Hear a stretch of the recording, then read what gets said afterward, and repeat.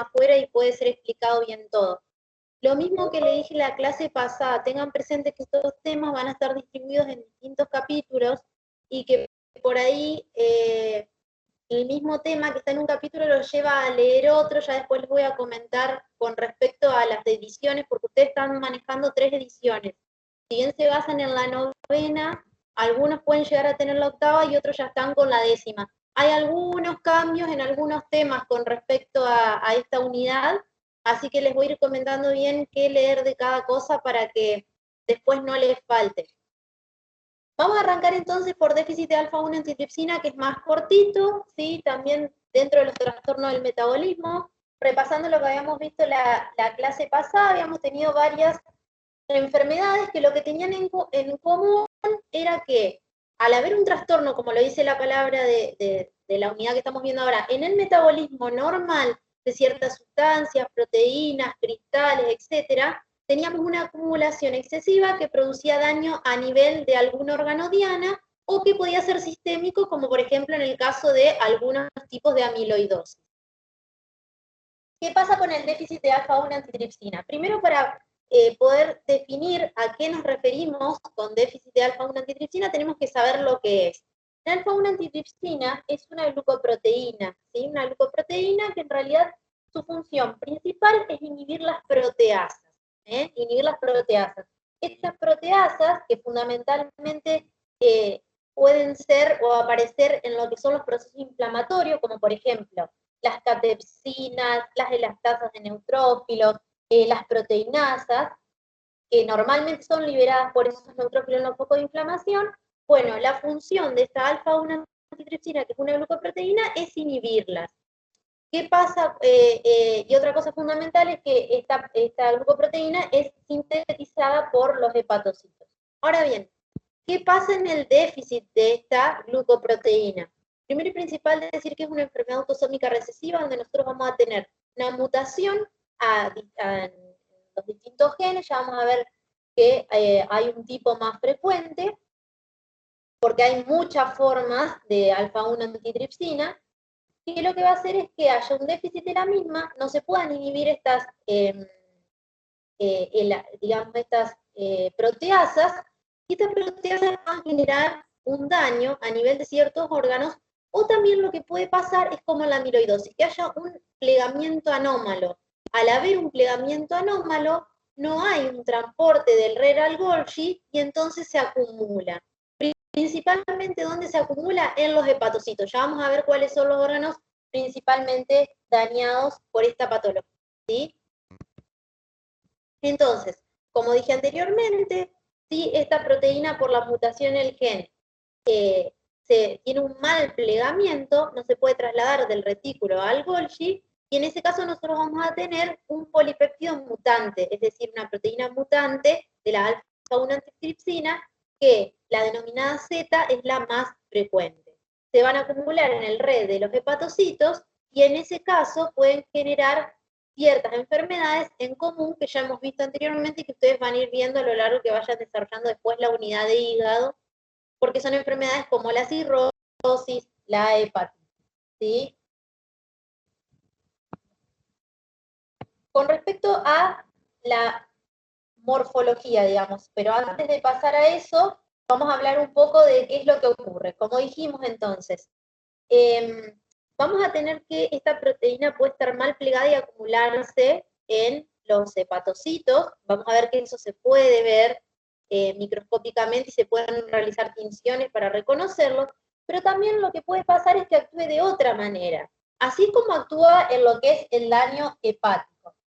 Pero está muy relacionado con una patología pulmonar denominada enfisema, que también la van a estudiar en la unidad cuando vean respiratorio, que lo que va a ocurrir en este caso es que nosotros vamos a tener que tenemos ausencia de este inhibidor de las proteasas. Cuando esas proteasas se secretan, van a causar un daño a nivel de lo que vendrían a ser, o sea, la liberación de esas elastasas en el pulmón, debido a que está inactivada la alfa-1 antitripsina, va a generar un daño a nivel de las paredes de los alveolos. ¿Qué va a pasar con eso? Va a destruir las fibras elásticas de las paredes alveolares, generando lo que uno conoce como el enfisema.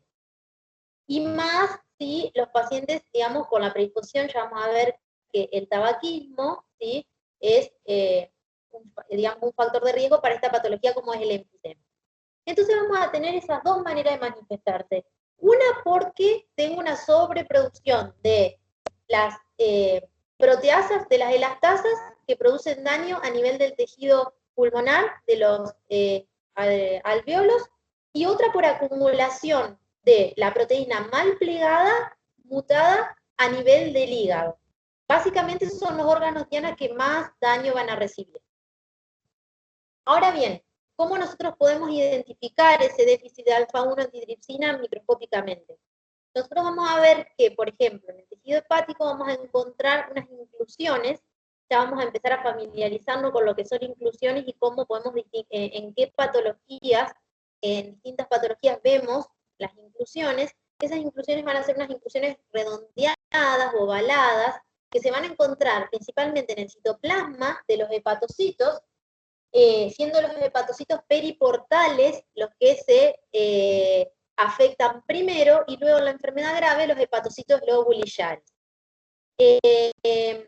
Lo que tienen estas inclusiones globulosas, que ahora les voy a mostrar una imagen, que en el H1 las va a ver más bien claras, como blanquecinas, y luego va a ver cómo se colorean y son PAS positivas, es decir, que podemos pedir el ácido periódico para poder ver realmente o confirmar que puedan ser. Obviamente que este tipo de patología siempre va acompañado de la clínica, porque justamente puede producir enfermedades que tienen diferentes causas de origen, y más que nada siendo que es una enfermedad genética porque hay una mutación a nivel del gen que codifica esta glucoproteína que es encargada de inhibir las proteasas.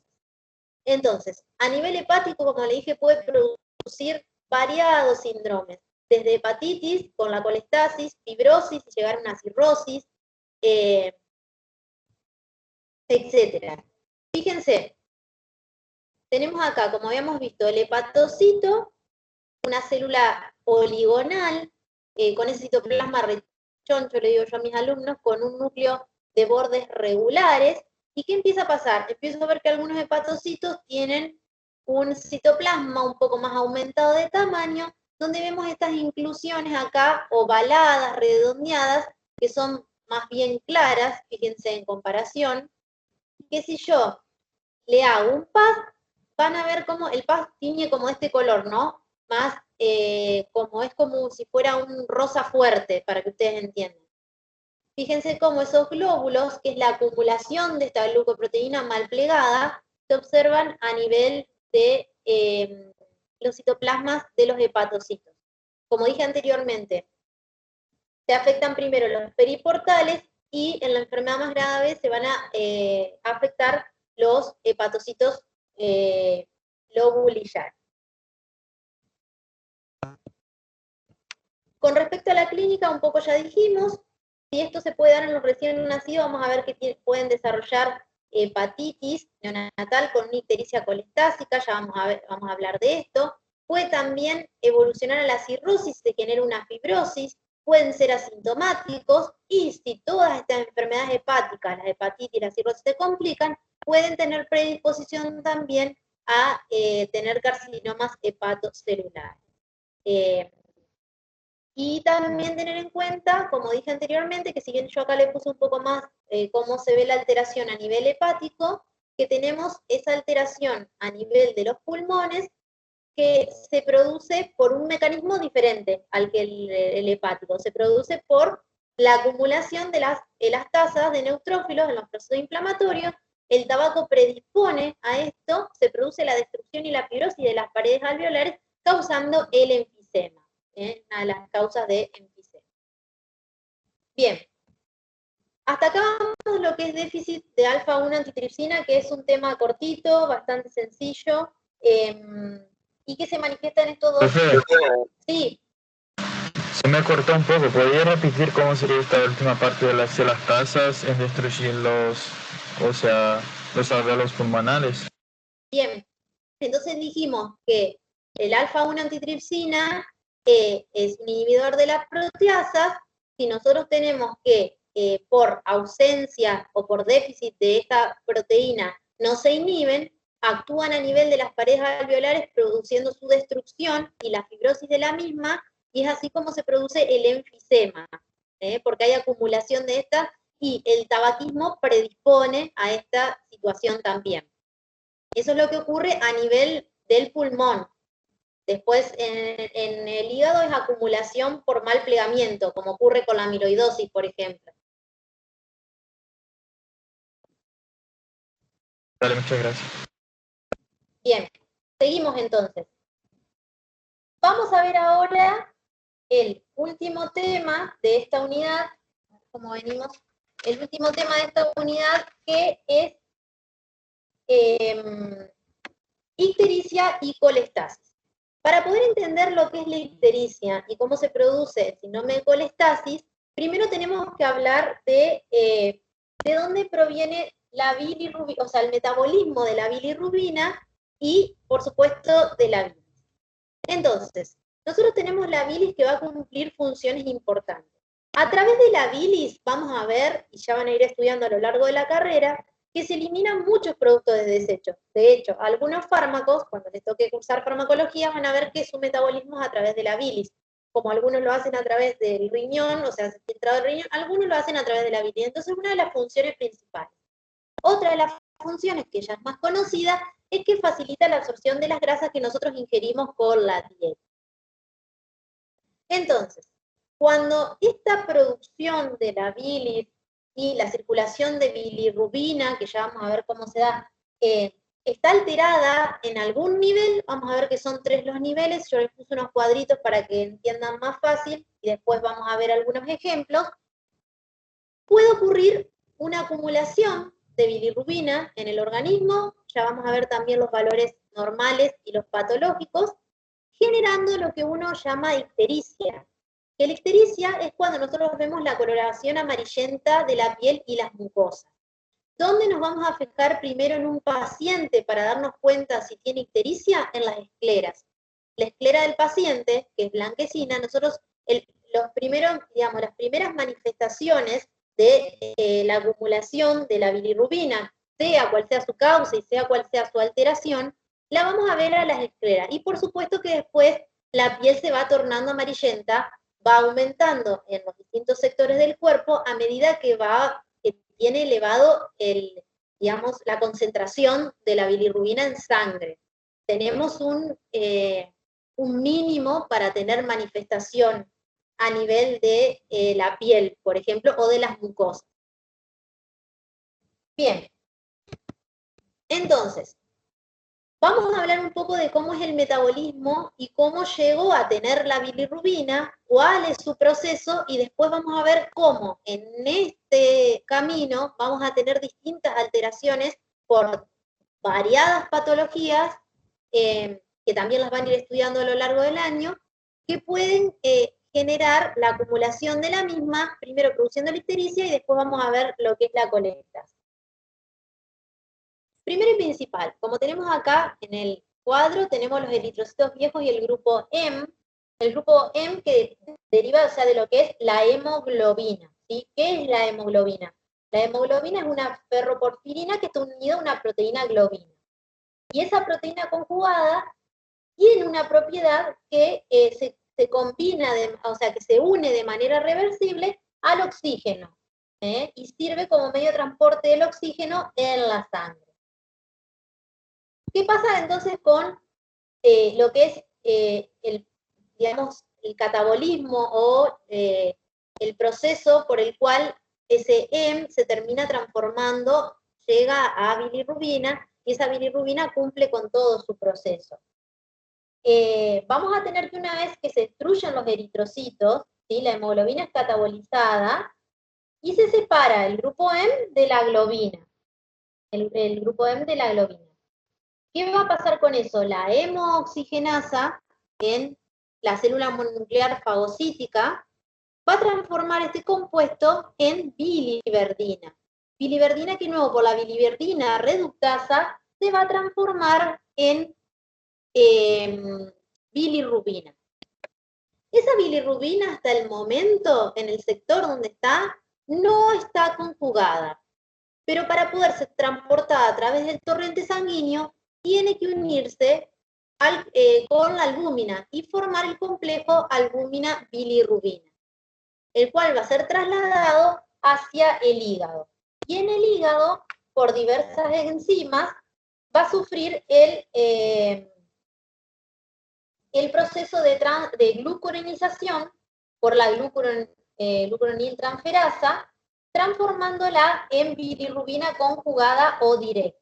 Que ya vamos a ver las características de cada una de las bilirrubinas y en base a eso las patologías que tenemos o cuán tóxica puede ser una o la otra.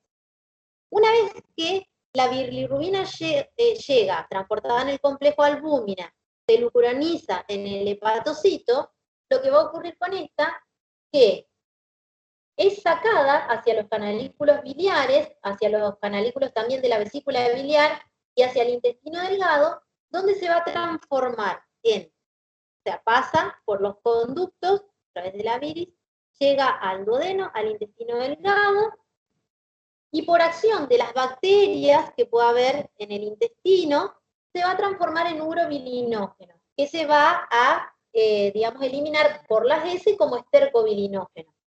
De ahí la coloración de las heces, ¿sí? De ahí la coloración de las heces. Una parte de la bilirrubina conjugada que llega al duodeno, al intestino delgado, puede ser reabsorbida en la mucosa del intestino. Entonces, la mayor parte va a volver al hígado, un 90%, reinicia el circuito. Es como si fuera un circuito cerrado. Pero un 10% se va a excretar en la orina, ¿sí? O sea que va hacia el riñón por la circulación general y se filtra a través del glomérulo renal. Entonces, lo que hay que tener en cuenta acá es cómo después las manifestaciones clínicas, que ustedes las van a estudiar seguramente en semio, de lo que es la coluria, la acolia, la hipocolia, por la falta o el exceso de excreción de la bilirrubina, tanto a nivel de las heces como de la orina. Bien, entonces, una vez que nosotros identificamos el proceso de cómo es el proceso normal de la bilirrubina, vamos a ver ahora qué es lo que se produce cuando está alterado. Primero y principal decir entonces que nosotros tenemos dos tipos de bilirrubina, las dos se miden en sangre, hay una bilirrubina total, una bilirrubina directa y una bilirrubina indirecta. A través de eso, junto con el hepatograma, que está constituido por la GOT, la GPT, la gamma-glutramiltransferasa y la fosfatasa alcalina, vamos a poder identificar los síndromes colestásicos, estudiar las causas de ictericia y las diferentes enfermedades hepáticas que ya van a ir viendo. Entonces, ¿qué pasa con la bilirrubina que no se conjuga? Es decir, si yo tengo la alteración en el momento en que se formó del EM la biliverdina bilirrubina, y está por unirse o no a la albúmina para transportarse en sangre hacia el hepatocito. Es una bilirrubina que es tóxica, es una bilirrubina que puede atravesar la barrera hematoencefálica. Es insoluble, está muy unida a la albúmina y no puede eliminarse a través de la orina, lo cual la hace muy tóxica para el organismo. En cambio, la bilirrubina conjugada, es decir, a partir de que llegó al hepatocito, la glucuroniltransferasa se unió con los compuestos glucurónidos y a partir de ahí hace su excreción a través de los canalículos biliares hacia el intestino, como dijimos, es una bilirrubina que no es tóxica, que es hidrosoluble, que se separa fácilmente de la albúmina, hace ese complejo albúmina-bilirrubina laxo y se puede excretar o eliminar con facilidad a través de la orina. Entonces, como dijimos anteriormente, si esa bilirrubina, por una alteración, ya sea pre a su conjugación, en el hepatocito antes de conjugarse o después de conjugarse, o en la alteración cuando va a ser excretada por los canalículos biliares o reabsorbida en el intestino.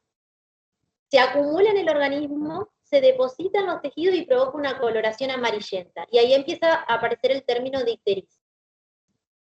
Cuando nosotros hablamos de ictericia que se manifieste en un paciente, a partir de los 2,5 miligramos por decilitro.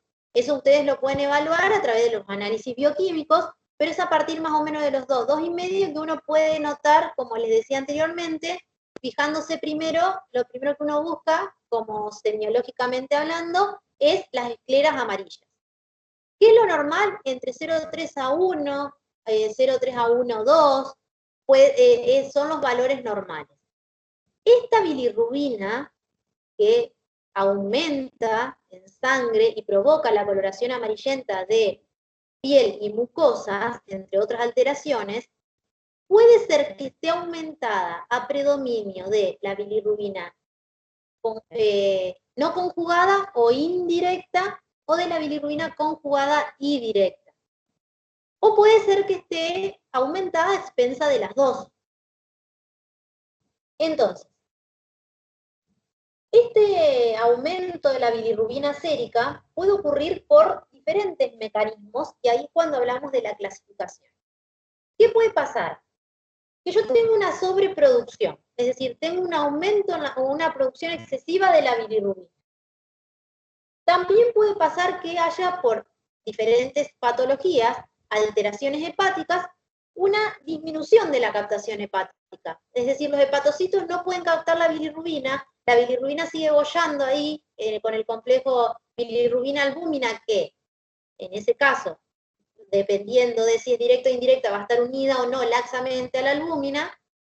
Puede pasar que llegue al hepatocito esa bilirrubina, pero que haya una alteración a nivel de la conjugación, por ejemplo, por un déficit de la glucuroniltransferasa.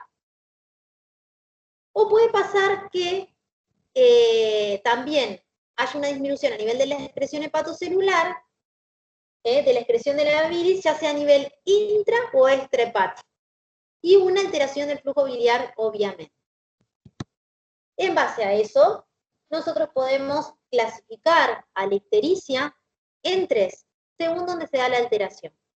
Podemos tener ictericia, porque su fisiopatología está a nivel prehepático, se las denomina hemolíticas también. Vamos a estudiar muchas de ellas en el capítulo de anemias. Hepática o hepatocelulares, ¿sí? Se dan a nivel del hígado, la alteración está ahí. O cohepáticas obstructivas, muchas de las cuales ya vamos a ver que dentro de las principales causas pueden ser alteración a nivel de las vías biliares, como pueden ser tumores. Ya vamos a ver cuando estudiemos los tumores de cabeza de páncreas, que una de las principales manifestaciones clínicas de estos es la ictericia. Bien, entonces, ¿qué ocurre en las ictericias prehepáticas? Si nosotros dijimos que es prehepático, es en todo el proceso, recordemos el metabolismo normal, que estuvimos charlando hasta recién, que ocurre antes de que la bilirrubina llegue al hígado. Y si la bilirrubina no llegó al hígado, estamos hablando de que va a haber un predominio de bilirrubina no conjugada. ¿Por qué? Porque es donde se produce justamente la conjugación, es en el hígado. Entonces, si yo tengo la alteración previa, la ictericia prehepática se va a caracterizar, hay una dificultad, digamos, en la captación de la bilirrubina que está en el plasma por el hígado, y va a ser a predominio de la bilirrubina no conjugada. ¿Cuál es la causa más común o principal de una ictericia prehepática con un exceso de bilirrubina indirecta? La hemólisis, ¿sí? Hay un aumento en la producción de bilirrubina, como dijimos, una de las causas anteriormente, por una destrucción excesiva de los eritrocitos, como las anemias hemolíticas, ya lo vamos a ver como ejemplo. Predomina la bilirrubina indirecta, y en este caso el paciente va a tener esta alteración. Luego, cuando ustedes estudien anemias, van a ver las otras alteraciones que se acompañan a nivel de los eritrocitos. Pero en este caso, la función hepática no va a estar tocada, va a estar normal. Todas esas enzimas esos componentes que yo les mencioné antes, que se ven en el hepatograma, en este caso van a estar normal. Vamos a tener un aumento de bilirrubina en sangre que va a ser expensas de la no conjugada o la indirecta. Sí, lo que podemos presentar en este caso, o lo que se puede ver, es una coloración más oscura en las heces. Obviamente porque si tengo un aumento de bilirrubina, luego tengo mayor cantidad, acúmulo de estercobilinógeno y hace una hipercolia, que es el aumento en la coloración de las heces. Como dije anteriormente, la principal causa es la hemólisis. Dentro de la hemólisis, eso puede ser por una reacción cruzada en una transfusión, algunos desórdenes hereditarios a nivel de las distintas anemias, como puede ser una talasemia, una anemia de células falciformes, algunos desórdenes hemolíticos que puedan ser adquiridos. La incompatibilidad de RH madre-hijo también entra dentro de estos ejemplos. Algunas anemias hemolíticas que sean de carácter autoinmune, pueden entrar dentro de los ejemplos de lo que son las ictericias prehepáticas. Ahora bien, ¿qué sucede cuando tenemos la ictericia hepática?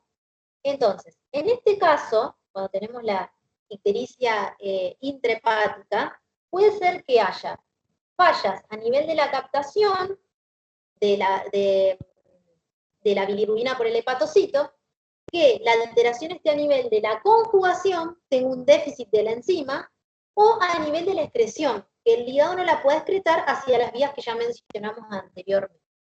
Entonces, a las intrahepáticas se le denomina las ictericias a predominio o mixtas, digamos, porque pueden tener tanto alterada la no conjugada como la conjugada, en este caso, dependiendo en cuál de los tres procesos que nombré anteriormente, ya sea de captación, de conjugación o de excreción, que yo tenga la alteración.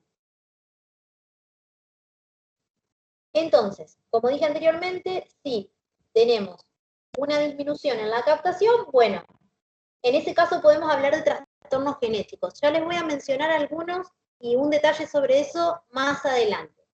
Podemos tener trastornos genéticos si hay un defecto en lo que es la captación. Con respecto a la conjugación, ¿qué va a pasar? Tengo un déficit de la glucuroniltransferasa.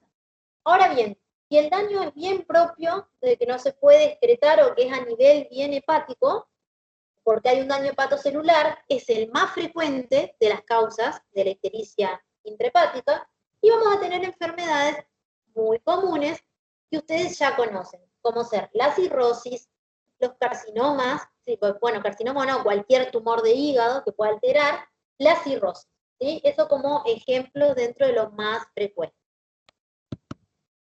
Y por último, vamos a tener a lo que es la ictericia posthepática, es decir, la ictericia ya llegó al hígado, hizo su proceso de conjugación, pero a la hora de excretarla tengo ciertas alteraciones o desórdenes a nivel, que pueden ser a nivel del árbol biliar o desórdenes externos, que no me permiten que, o sea, hay un fallo para excretar la bilirrubina desde el hepatocito hacia el duodeno.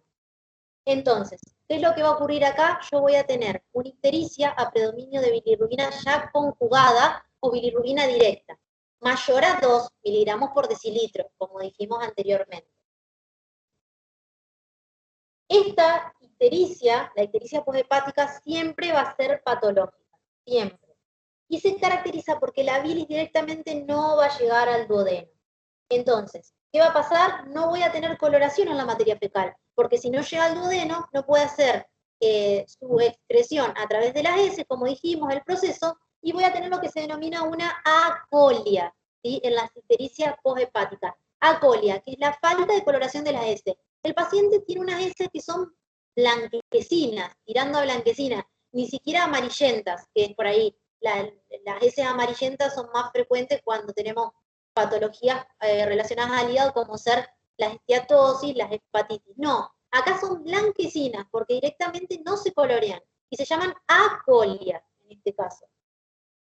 Y también, además, lo que va a ocurrir es que, si bien no voy a tener coloración en la materia fecal, recuerden que a través de la orina nosotros teníamos un 10%. En este caso, por la alteración, voy a tener un exceso en la orina, lo que va a denominar esta orina como coluria. Y la coluria es una orina que es una coloración que el paciente les llega y le dice, oriné como Coca-Cola. Es así, le va a decir. Ustedes conocen lo que es la Coca-Cola, ese color es la coluria.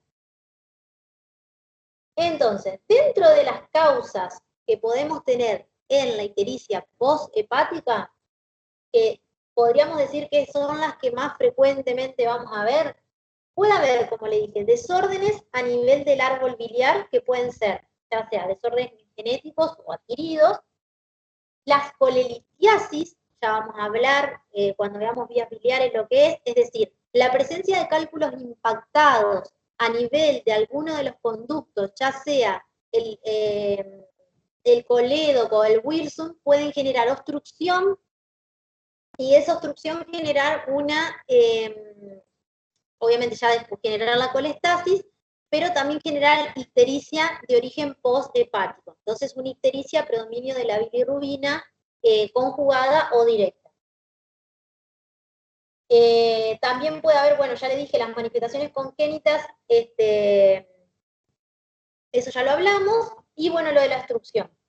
¿Qué pasa? El paciente con la ictericia obstructiva va a tener una coloración que va a ser, si bien va a ser amarillenta, va a tener una coloración como amarillo verdoso, amarillo verdoso. Y muchas veces se va a acompañar de prurito. ¿Por qué? Porque ya vamos a ver que esa bilirrubina se va a acumular en los hepatocitos y en los espacios, entre los hepatocitos, aumentando su tamaño, provocando un aumento de las enzimas hepáticas y así provocando lo que es la colestasis. Pero eso ya lo vamos a ver más adelante.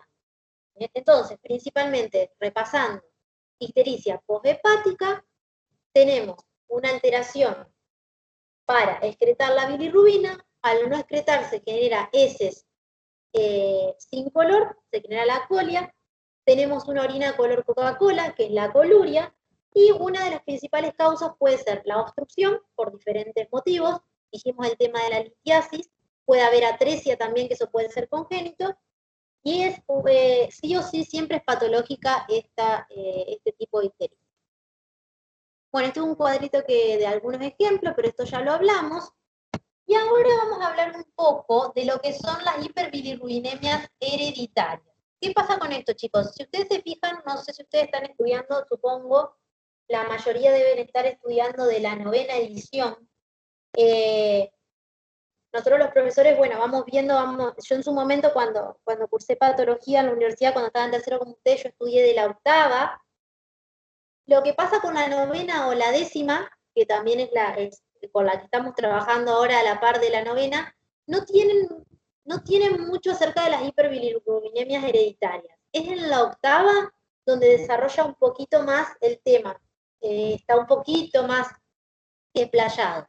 Entonces, les recomiendo que si tienen la posibilidad de sacarle la fotocopia ahí, o de algún compañero que esté estudiando de la 8ª, hiperbilirruinemias hereditarias, lo lean de ahí. Es más, si quieren leer toda la parte de ictericia e hiperbilirruinemias de la 8ª, no está mal, porque particularmente yo que pude ver comparar las 3 ediciones, este tema me gusta más de ahí. Está bien que, obviamente, la cátedra dice la 9ª como primera elección, sí, pero estaría bueno que lo puedan complementar con lo que encuentren de distinto en la 8ª. Porque también la 10ª está un poco escueto este tema ahí. Entonces, cuadrito para repasar hiperbilirruinemias hereditarias o hablar de ellas. Tenemos también que las dividimos según actúe la no conjugada, que como siempre sabemos que va a ser más grave, porque es tóxica y porque puede atravesar la barrera hematoencefálica, es insoluble y está unida fuertemente a la albúmina, y las que son por hiperbilirruinemias conjugadas. Dentro de las que son por hiperbilirruinemias no conjugadas, vamos a tener 3 síndromes, que son Krieger-Najjar 1 y 2 y Silver. ¿Qué es lo que tienen que saber ustedes de esto? Bien, nosotros vamos a tener la glucuronitransferasa o la UGT1A1 hepática, que es la que actúa, en este caso, para, digamos, todo lo que es el proceso de la bilirrubina, como venimos hablando cuando hablamos del metabolismo normal. ¿Qué pasa en el Krieger-Najjar 1, que es es un síndrome fulminante, digamos, el más grave de todos, lo de la hiperbilirubinemia hereditaria, está completamente ausente, completamente ausente. Entonces se forma una bilis que es incolora, y que solamente va a tener unas cantidades mínimas de bilirrubina no conjugada. ¿Qué va a pasar en este caso en el tipo 1?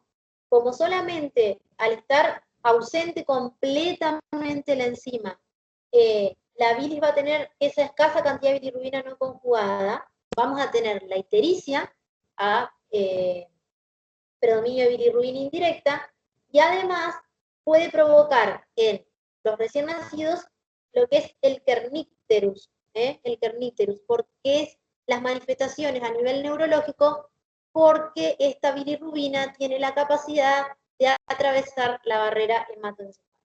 Es una enfermedad Klier-Najar que es mortal. No ocurre lo mismo con el tipo 2 ni con el síndrome de Gilbert.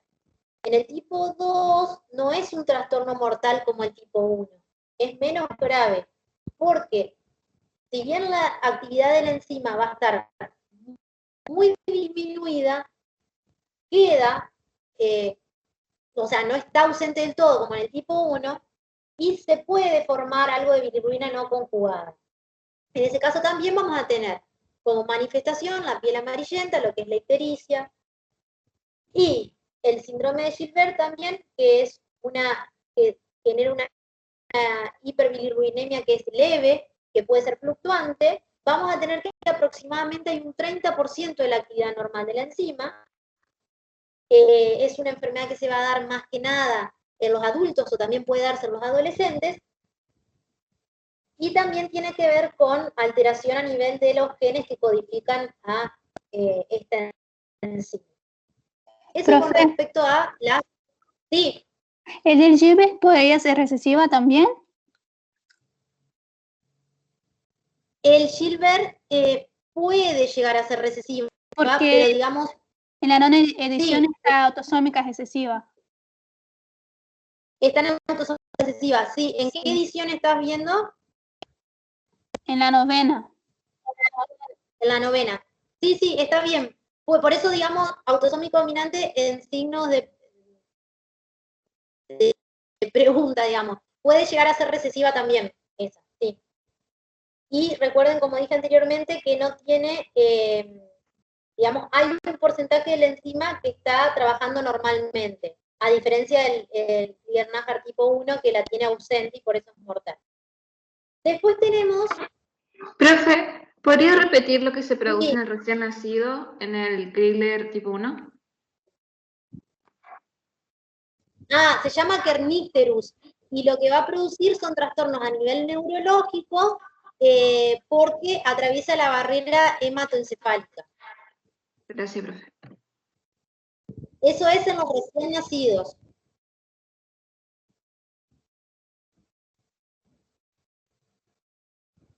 ¿Listo? Sí, profe, gracias. Bien. Entonces tenemos, por último, las hiperbilirruinemias hereditarias conjugadas, donde tenemos el síndrome de Dubin-Johnson y el síndrome de Rotter. El Dubin-Johnson, ¿sí?, es una autosómica recesiva, y lo que vamos a tener que, como bien lo dice el nombre, es a predominio en la bilirrubina directa, es una enfermedad crónica, y lo que va a suceder acá es que hay un defecto a nivel de la excreción hepatocelular de los glucurónidos de bilirrubina. Si nosotros volvemos a repasar, como estuvimos viendo los distintos tipos anteriormente de las ictericias pre, intra y poshepática, recordemos que había una que era, ¿sí?, la intrahepática podía tener, o la poshepática, defecto en la excreción de los glucurónidos de bilirrubina, es decir, la bilirrubina se llega a formar, se llega a conjugar, pero no se puede excretar a través de las membranas canaliculares. Y esto se puede producir porque hay ausencia de algunas proteínas canaliculares que pueden ser, digamos, las responsables del transporte de los mismos, lo que genera, esto no les dije, generalmente el hígado, ¿sí?, cuando en las anteriores que mencioné, macroscópicamente puede verse normal, macroscópicamente.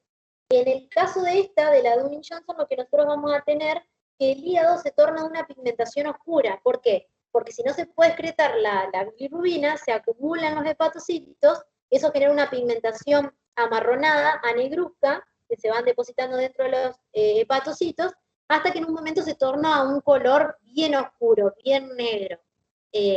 Hablamos de la enfermedad avanzada o más grave. Y también puede ser que curse de manera asintomática o que presenten ictericia estos pacientes. Por último, queda el síndrome de Rotor, que también es por hiperbilirrubinemia conjugada.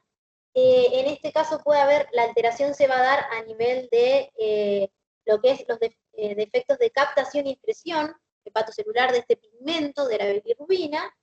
Y en este caso el hígado lo vamos a ver macroscópicamente normal, y también puede que el paciente solo presente ictericia o que tengamos un paciente asintomático.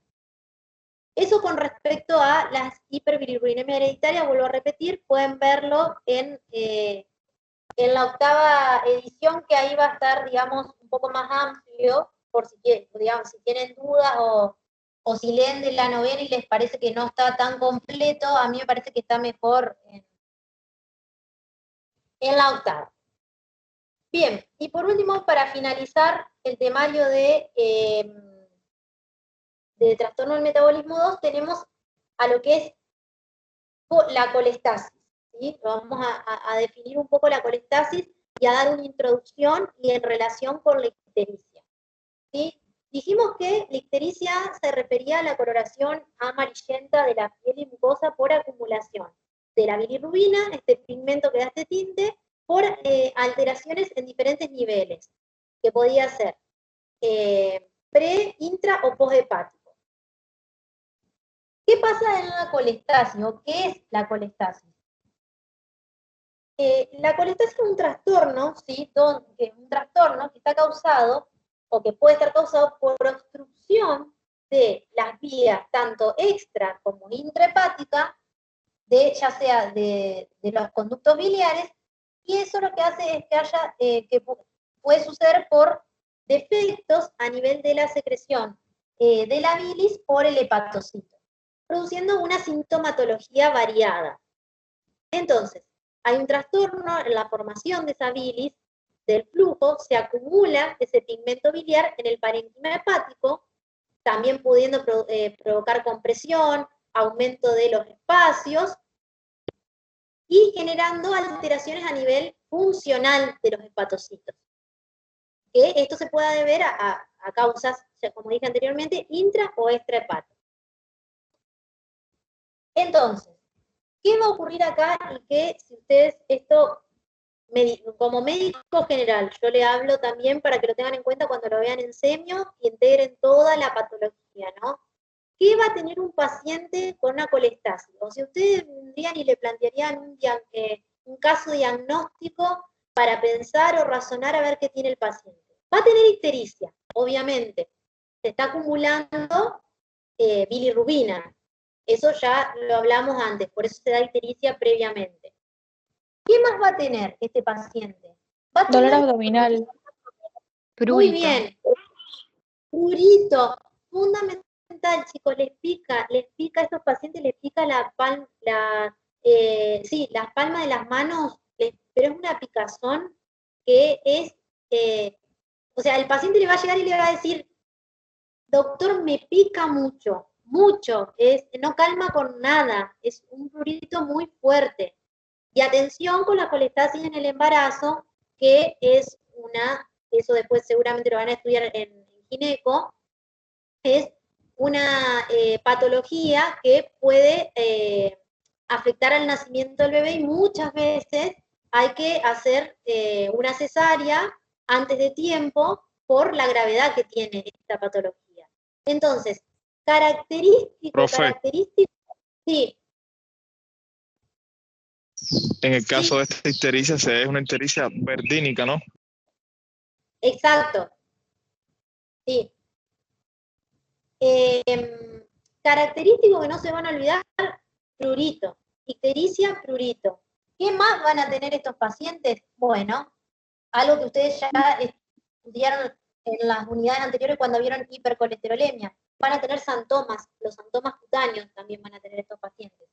Y van a tener síntomas relacionados también con la mala absorción intestinal, con deficiencias nutricionales debido a falta de ciertas vitaminas, las liposolubles, más que nada la A, la D y la K.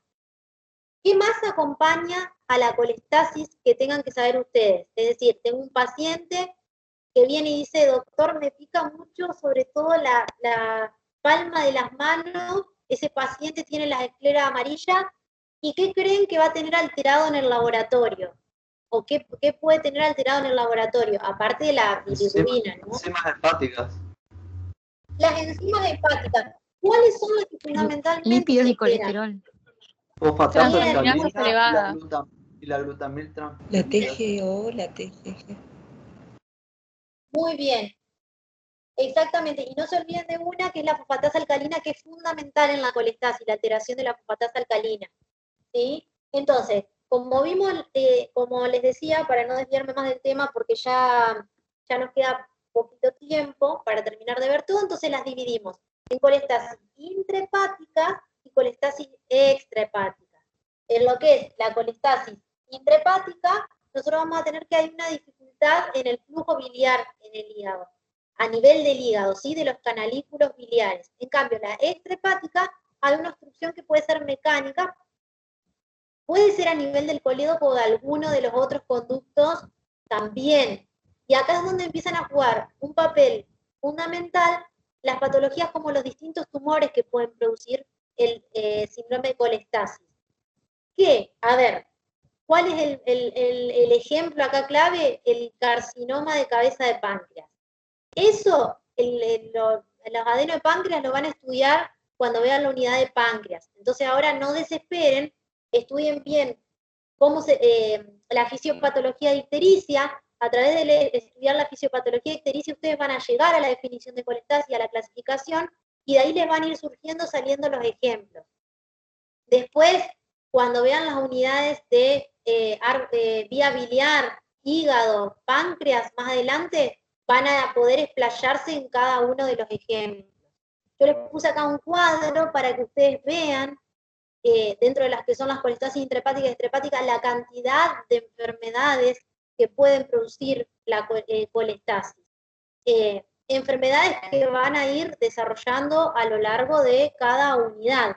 Por ejemplo, si yo tengo que con un daño hepatocelular predominante, entonces las denomino intrahepáticas, ¿qué puedo tener? Ciertas hepatitis causadas por diferentes virus o no, una hepatitis inmune, pueden ser agudas o crónicas, dividirla. Si tengo tengo una obstrucción mecánica mínima con un nulo daño hepatocelular, puede ser la del embarazo, que se puede volver a repetir, por eso las madres que tuvieron colestasis en un primer embarazo hay que controlarlas bien de cerca en un segundo embarazo.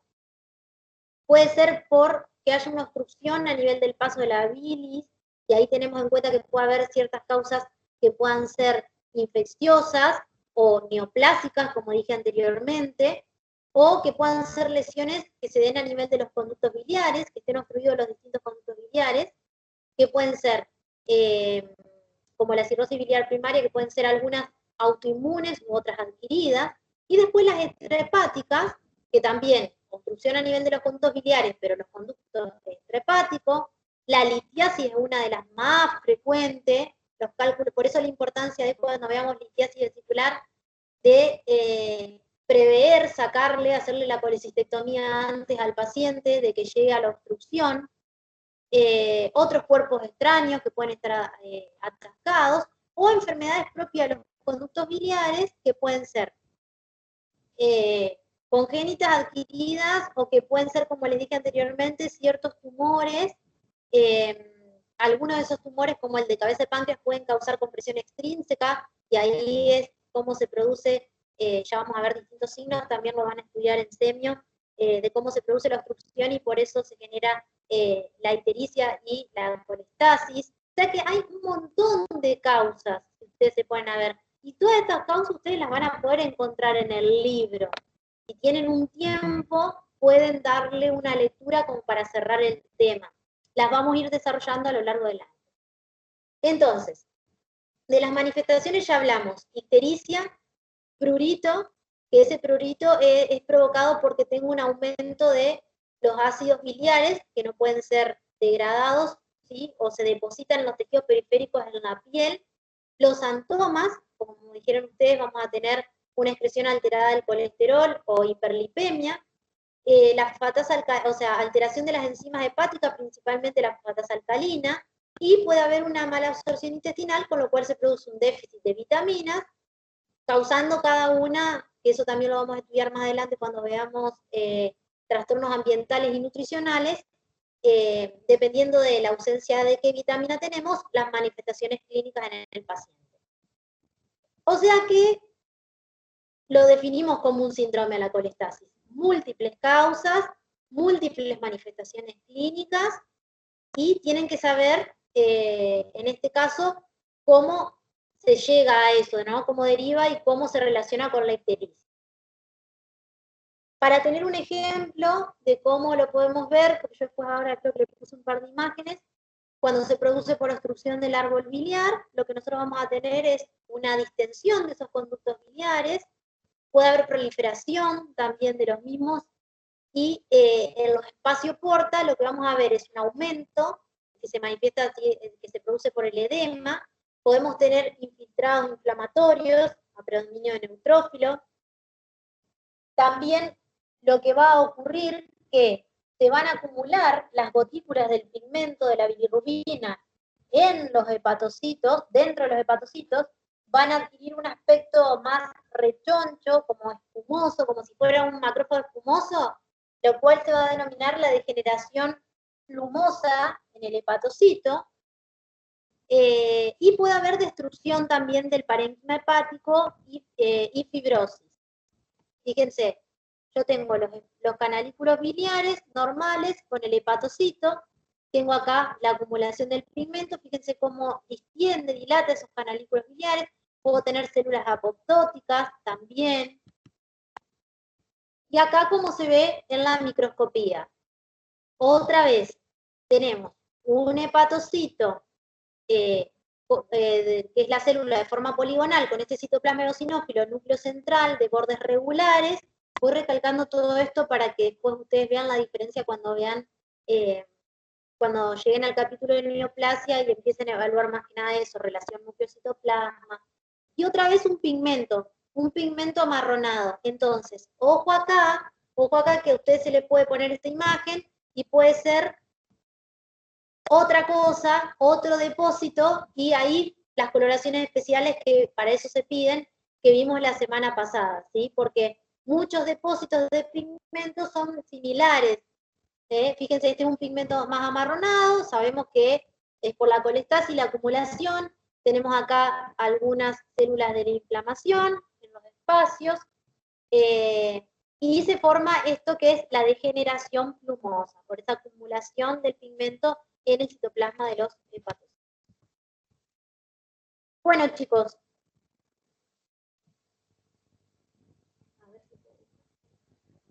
Hasta acá estamos.